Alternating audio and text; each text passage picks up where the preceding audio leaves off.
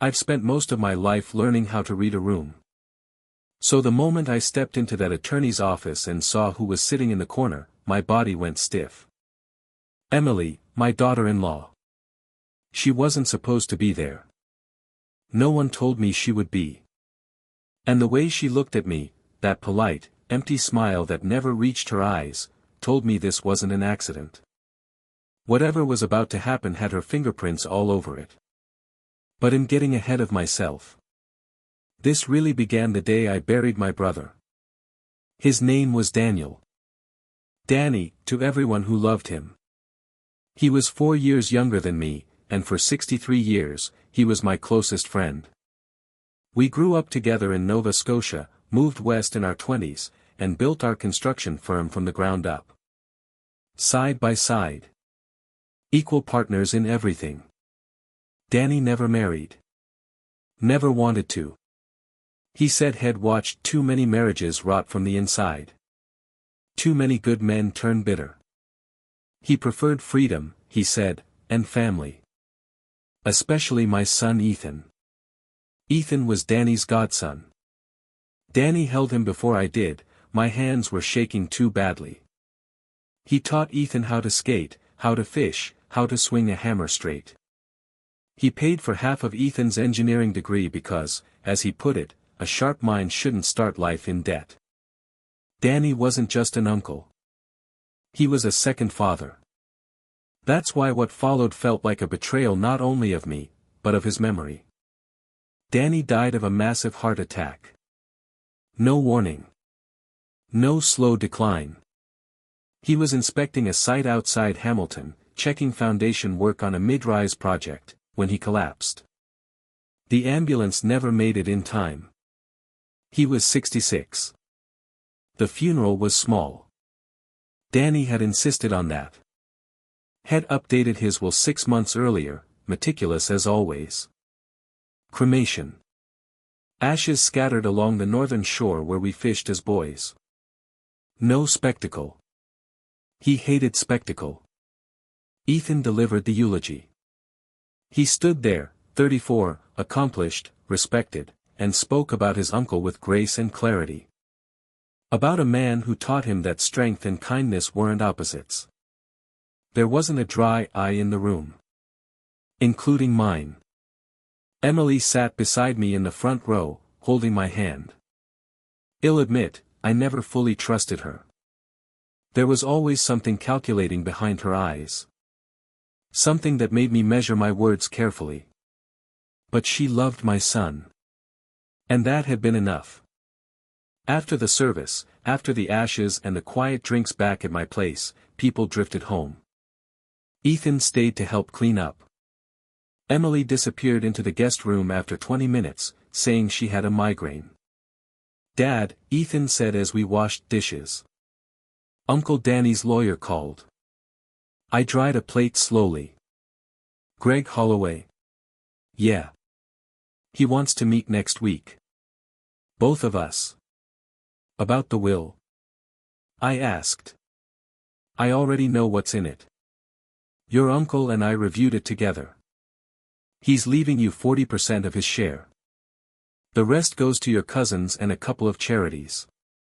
Ethan hesitated. Dad, Christina has been difficult about money lately. I set the plate down. She thinks we should be living bigger. Better house. Better cars. She doesn't understand why I'm still paying student loans. That didn't surprise me. It still disappointed me. She grew up wealthy, Ethan said quietly. Her father owned that pharmaceutical company. Her father went to prison, I replied. That company was built on lies. She's not her father, Ethan said. I let it go. This was his marriage, not mine to manage. A week later, I went to Greg Holloway's office for the reading. It was one of those bleak winter afternoons where the city feels drained of color. Greg's office sat near the old courthouse, dark wood, brass fixtures, everything designed to feel serious. The receptionist smiled. They're waiting for you. I should have asked who they were. I didn't. I opened the conference room door. And there she was. Emily. Sitting in the corner chair like she belonged there. Black dress. Perfect makeup. That same composed smile. Ethan wasn't there. "Where's my son?" I asked. Greg stood, clearly uncomfortable. "Please, sit down," he said. "Mrs. Carter is here as Ethan's legal representative." "Since when?" "3 months ago," he replied carefully. "She holds his power of attorney." 3 months. Right around the time Danny updated his will. Something cold settled in my chest. Greg opened a folder. "I'll be direct," he said. "Daniel Carter's will is being contested. Mrs. Carter is claiming he was not of sound mind when the changes were made, and that undue influence occurred." "That's nonsense," I said. "My brother was sharp as ever." Greg nodded uneasily. "There's more. Mrs. Carter is also requesting direct control of any inheritance due to Ethan, citing concerns over business entanglements and Ethan's current mental health." I stared at her. And she smiled. The room seemed to tilt. "Mental health?" I said slowly. "What mental health issues?" "My son is fine." Emily spoke for the first time. Her voice was calm. Too calm. Polished, practiced. "Richard, we didn't want to alarm you," she said gently. "Ethan has been seeing a therapist for anxiety and depression. It's been significant. We've been handling our finances because he's not in a position to make major decisions right now." It was a lie. I knew at the moment the words left her mouth. I'd seen Ethan barely a week earlier. We'd talked for hours. He was grieving, yes. Shaken, of course. But he was present. Clear. Himself. "I want to speak to my son," I said. "He's not taking calls," Emily replied smoothly. "Doctor's orders. He needs distance from stressful family interactions." I turned to Greg. "Is this legal?" I asked. "Can she actually do this?" Greg's jaw tightened. "If she holds power of attorney and provides medical documentation, then yes, temporarily. But Richard, there's something else you need to know. I need to speak with you privately." Emily stood up immediately. "Anything you have to say can be said in front of me," she said. "I'm family." "No," Greg said firmly. "This is something Daniel specifically instructed me to share with Richard alone." For just a second, her mask slipped. I saw it, sharp anger, cold and controlled. Then the smile returned. "Of course," she said. "I understand." She walked out, heels clicking against the hardwood floor. Greg waited until the door closed. Then he crossed the room and opened a cabinet, pulling out a large, sealed envelope, the kind used for legal documents. Daniel's signature ran across the flap. "Your brother came to see me 5 months ago," Greg said quietly. "Not 6, when he updated the will. 5. He didn't call ahead. Just walked in." My throat tightened. "He was worried," Greg continued. "He said he needed something documented, officially, in case anything happened to him." "What did he say?" I asked. "He told me he overheard a conversation at Ethan's birthday last April. Emily and a man he didn't recognize. They were in the garage. Daniel was in the backyard and they didn't know he was there." The room felt colder. "She was talking about money," Greg said. "About waiting. About how the old men don't last forever and how she'd worked too hard on this to walk away now." I felt my stomach drop. "Daniel didn't know what it meant," Greg went on. "But it unsettled him. Enough that he came to me. He told me if anything happened to him, anything that felt even remotely off, I was to give you this envelope. And tell you to be careful. I took it with shaking hands. What's inside? I asked. I don't know, Greg said. He sealed it himself. Made me promise I'd only give it to you if he died, and only if you were alone. Greg leaned forward. Richard, I knew your brother for 20 years. He was rational. Grounded. Not paranoid. If he was worried enough to do this, then something is very wrong. I opened the envelope. Inside was a flash drive. A handwritten letter. And a thick stack of documents, bank records, printed emails, photographs. Daniel's letter was dated 5 months earlier. His handwriting was steady.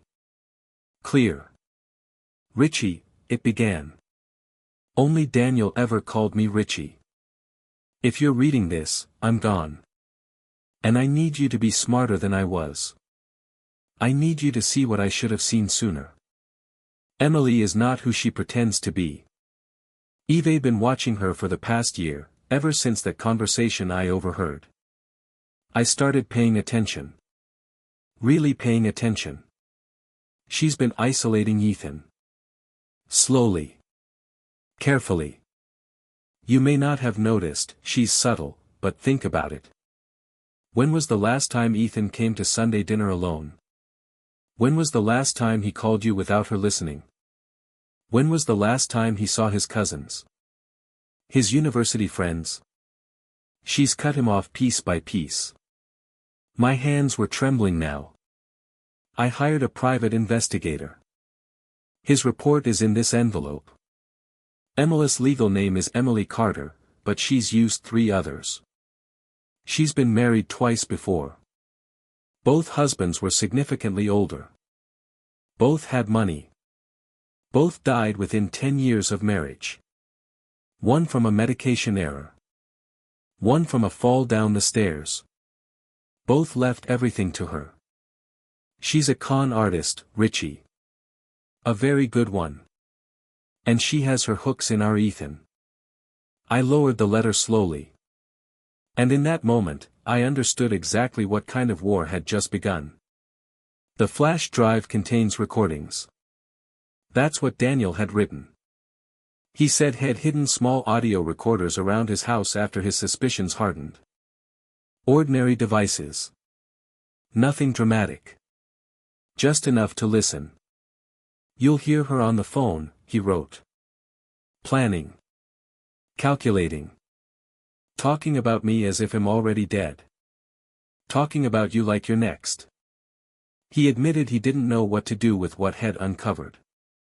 I can't go to Ethan, he wrote. He loves her too much. He won't believe me. I tried once, gently, to suggest he be careful. He got defensive. Said I was paranoid. Said I was acting my age. So I'm leaving this with you. You've always been the stronger one. My hands were shaking so badly I nearly dropped the letter. I looked up at Greg. When did my brother die? I asked. February 3rd, he said. How exactly? I know it was ruled a heart attack, I continued. But what caused it? Greg reached for another file. The coroner listed massive cardiac arrest, he said. But there was something unusual. Traces of digitalis in his system. My blood went cold. Daniel wasn't on heart medication. I know, Greg said. The coroner noted that. He suggested contamination or unauthorized use. Because Daniel had arterial blockage, the death was ruled natural. Plausible. But not certain. No, Greg said quietly. Not certain. I opened the investigator's report. Page after page of photographs. Emily meeting a man in tailored suits. Lunches. Coffee. Long, intimate conversations in parked cars. The man was identified as Victor Lane, a financial consultant known for helping clients move assets offshore, discreetly. The bank statements were worse. Money leaving Ethan's accounts. Small transfers at first. Then larger ones. All redirected into accounts solely in Emily's name. The emails were clinical. Efficient. Timeline. Asset acquisition. Make it look natural. I felt nauseous. She's going to kill me, I said aloud. She killed Daniel. She's going to kill me. Then Ethan inherits, and she controls him. Greg's face hardened. We need to go to the police. With what? I snapped. Recordings Shell claim are fabricated. Circumstantial evidence. Shell say Daniel was paranoid. That him grieving. That him imagining conspiracies. I stood up. I need to see my son. Face to face. She won't allow it, Greg said. I'm his father. That didn't matter. When I went to Ethan's house that evening, Emily answered the door. Calm. Polite. Concerned. Richard, she said gently, I'm sorry, but Ethan can't see anyone right now. His doctor believes family stress is worsening his depression. I need 5 minutes, I said. I can't allow that, she replied. I'm protecting him. From stress. From you. I tried to step past her. She raised her voice immediately. Richard, please don't force your way into our home. You'll have to call the police. A neighbor across the street was watching. Emily waved at her, the worried wife, shielding her fragile husband from his unstable father. I left. That night, alone in my house, I listened to the recordings. Emily's voice was unmistakable. He's 66, she said casually. A heart attack will make sense. Everyone will accept it. A man's voice, Victor's. And the brother? Hell be easy after Daniel's gone, she replied. High blood pressure. Stress. Another year or two, maybe. And Ethan? Oh, Ethan's handled, she laughed softly. He believes everything I tell him. Thinks he's depressed. Thinks he needs me. Eve got him on medication that keeps him foggy. Cooperative. You're sure the dosage is safe? The man asked. You don't want permanent damage. I learned from my first husband, she said. Laughing. He'll be functional enough to inherit. Not functional enough to fight me. I stopped the recording. I couldn't hear any more. My brother was dead. My son was being drugged. And I was next. I sat in the dark for a long time. Then I picked up the phone. Greg, I said. I need you to file motions immediately. For what? A full investigation into Daniel's death. Autopsy review. And a court-ordered, independent medical evaluation of Ethan, not a single doctor she's connected to. That will take time, he warned. And money. I have time, I said. And he'll find the money. I paused. And Greg? Yes. If I die before this is finished, everything you've seen goes straight to the police. There was silence on the line. Then he said, understood. And that was the moment I stopped being afraid. Because once you know the truth, once you understand the game, you stop being a target. You become a threat. I have the money, I said. Do it. Greg didn't argue. Be ready, he warned. She won't back down. She didn't. The next 6 months were hell. Emily filed countermotions almost immediately. Then she went further, obtained a restraining order, claiming I was harassing her and worsening Ethan's mental health. I wasn't allowed within 100 meters of their house. My own son never called me. Never texted. Never reached out. When I tried, I learned Emily had changed his number. I hired a second investigator. We went deeper. We found husband number 2, Gerald Marks, dead after a fall down the stairs. Husband number 1, Robert Hale, dead from an accidental overdose of heart medication. In both cases, Emily inherited everything. We discovered she vanished for 2 to 3 years between marriages. Long enough for suspicion to cool. Long enough to reappear with a new name, a new life.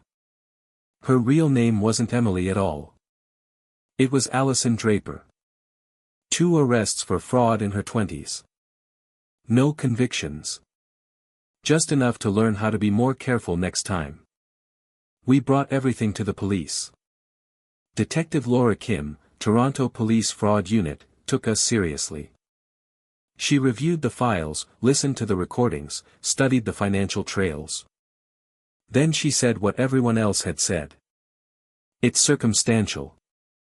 We need something solid. Let me see my son, I begged. He'll tell you he's being drugged. If he's being medicated the way you claim, she replied carefully, his testimony won't hold up.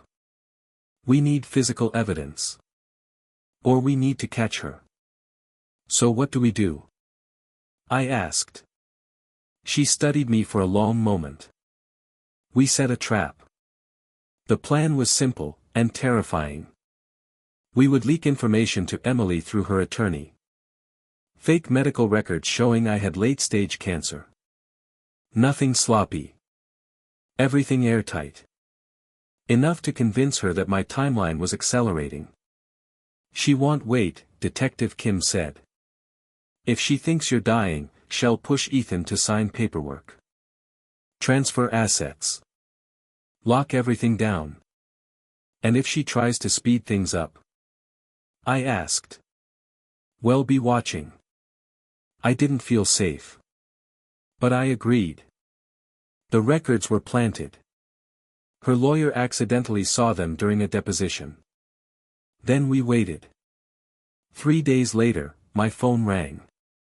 Richard, Emily said, her voice warm, syrupy. I heard about your diagnosis. I'm so sorry. I said nothing.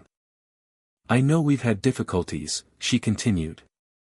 But you're still Ethan's father. He'd want to see you. He would. I asked carefully. Yes. He's been doing much better. The new medication is helping. He's asked about you. Of course he had. I think it would be healthy for you to reconnect, she said. Before time runs out.